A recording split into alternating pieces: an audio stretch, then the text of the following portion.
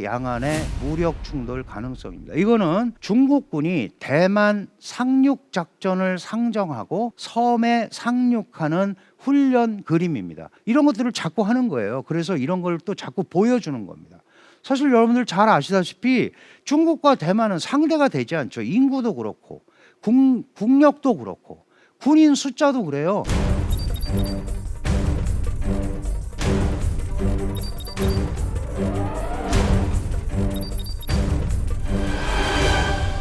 예를 들어서 대만은 군대를 가는데 원래 징병제였다 모병제로 바뀌었다가 막 이러고 합니다만은 군대 4개월 가요. 4개월 가면 여러분들 우리 군대 갔다 오신 분들 알지만 이 총이나 제대로 쏘겠습니까? 그 병력이 10몇만 밖에 안 돼요. 그래서 어떻게 중국하고 싸우겠어요?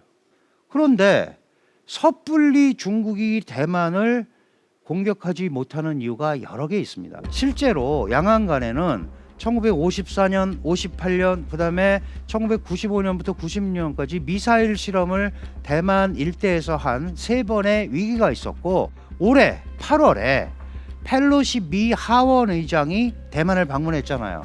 그러고 나서 펠로시 의장이 떠난 다음에 아주 강력한 미사일 군사 훈련을 했습니다. 그러니까 대만을 겁을 준 거죠. 그런데 사실 대만 사람들이 뭐 사재기를 하고 막 그래야 되는데 별로 그러지를 않았어요. 그러니까 쟤네 또 저러나 보다 뭐 이제 이러고 가는 거예요. 근데 실제로 대만은 걱정이 많습니다. 뭐가 걱정이 많냐? 이게 침공하면 장기적으로 이기기 어렵잖아요. 대만 내부에서는 일단 3일만 버티자. 3일만 버티면 미국이 도와줄 거다라고 생각하는 그룹이 있고, 안 도와주면 최대 우리가 잘 버텨봐야 336시간이다. 그게 14일이에요. 그러니까 아무도 안 도와주면 14일밖에 못 버틴다는 거죠. 그리고 도와주면 3일 버티고 지킬 수 있다. 그래서 지금 다양한 시나리오가 나오고 있는데, 중국이 우크라이나 사태에서도 봤듯이 한 번에 깔끔하게 해결하지 못하면, 또는 국제사회에서 침략자라는 얘기를 들으면서 대만을 복속시키려는데 실패하면 시진핑한테도 큰 타격이 가죠. 그러니까 아직은 그런 시기는 아닌 것 같습니다. 가능성 면에서. 그러나 확연하게 차이가 난다거나 뭔가 돌파구를 마련한다고 했을 때는 침공 가능성도 전혀 배제할 수는 없어요. 무슨 일이든 다 일어납니다. 우크라이나 절대 침공 안 할 거라고 전 세계적으로 모든 사람이 얘기했지만 푸틴이 결국 했잖아요. 합니다. 필요하면 합니다. 그래서 이 침공 가능성도 있는 거예요. 근데 여러분들이 보시면 아시지만 대만 해협이라는 바다를 두고 있잖아요. 이게 135km예요. 그러니까 어쨌든 미사일 공격하든 뭐 하든 상륙하려면 배가 와야죠.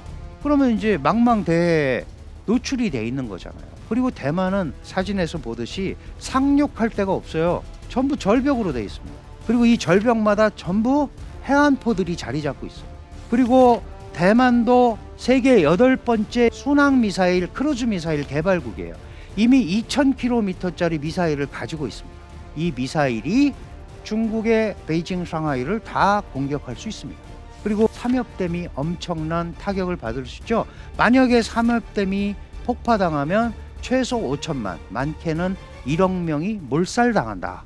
이런 얘기도 있습니다. 그러니까 이런 일이 벌어지면 안 되죠. 벌어지면 안 되는데 그런 가능성을 우리가 언제든지 배제할 수는 없습니다. 어쨌든 미국은 대만을 지키면서 대만의 전략적 가치를 부여하면서 중국을 견제하려는 생각을 하고 있죠. 그거를 반접근 지역 거부 전략이라고 하는데, 원래는 중국이 미국이 무서워서 접근을 못하게 한 거예요. 그런데 미국이 이제 중국이 그 밖으로 못 빠져나오게 합니다. 거기에 첫 번째 교두보가 남중국해고, 남중국해 위에가 바로 대만 해협이에요. 그러니까 이 일대에 대만의 중요성을 부과해 주면서 중국이 대만과 같이, 그리고 배후에는 일본을 끼고 중국을 견제하려는 생각을 갖고 있기 때문에 양안 관계는 중국과 대만의 관계처럼 보이지만 미국의 서태평양 전략이 깊숙이 자리 잡고 있습니다. 이게 바로 제가 방금 설명드린 A2AD, 그리고 이 밖으로 중국의 전장을 허가하지 않으려는 미국과 중국이 충돌하는 지점이다. 그러니까 이 대만 해협이나 이 남중국해는 계속 문제가 생길 수밖에 없습니다. 결국 이런 상황에서 과연 이걸 어떻게 우리가 그러면 이해를 해야 될 거냐. 양안 관계는 여러분 봐서 아시다시피 하나의 중국, 일국양제, 대만이 지금 거부하고 있잖아요. 국민당도 일국양제는 거부합니다. 그럼 어떤 정권이 바뀌어도 거부하는 거죠. 그리고 미국과 중국이 계속 싸웁니다. 뭘 가지고 싸우느냐.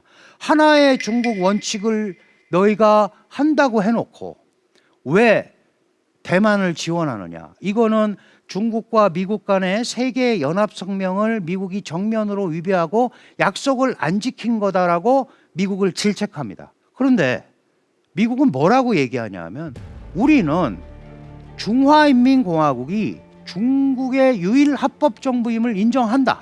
그러나 그건 하나의 중국 원칙이죠. 그러나 우리는 하나의 중국 정책을 가지고 있다.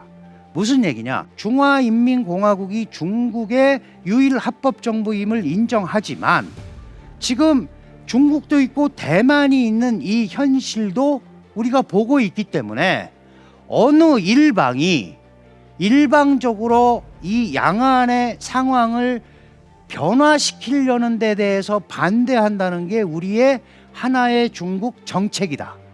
이해되셨어요?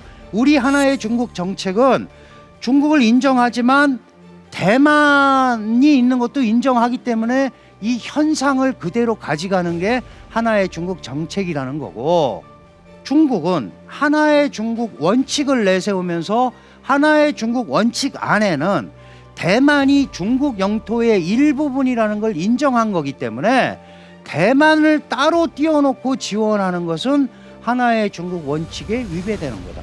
최대 쟁점이에요. 해결되겠습니까? 안 되죠. 왜?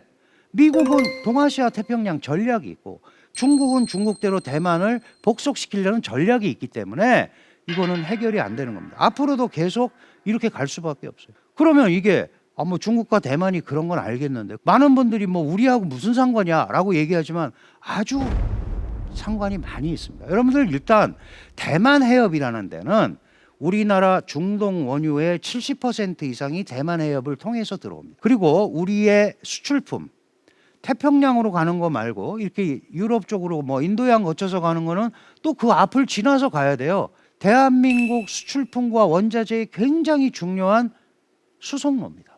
우리가 자유로울 수가 없는 거죠.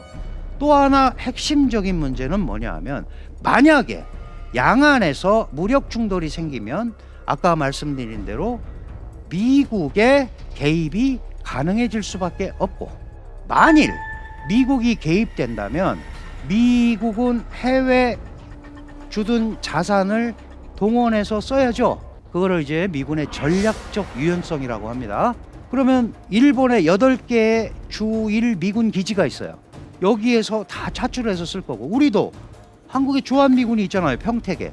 이거를 재배치를 하려고 할 수도 있다. 그러면 우리는 북한이라는 최대 위협을 앞두고 있는데 한반도에서 주한미군의 힘의 공백이 생기게 되면 북한의 오판을 불러일으킬 수도 있죠.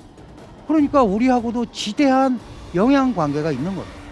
그래서 그런 일이 안 일어나야 되고, 또 충돌이 일어났을 때 우리가 북한을 방어하기 위해서 필요한 부분들에 대해서는 확실하게 단도리를 해놓고 있어야 된다. 자, 양안관계는 표면상 양자관계처럼 보이지만 실제로 미국이 개입돼 있고 그 뒤에는 또 일본이 있고 아주 복잡한 체스판이 돼 있고, 미중 양국 간에는 대만을 이게 필요할 때마다 사용해서 서로 쓰는 그런 좀 약소국의 비애죠. 그런 구조가 이루어져 있습니다.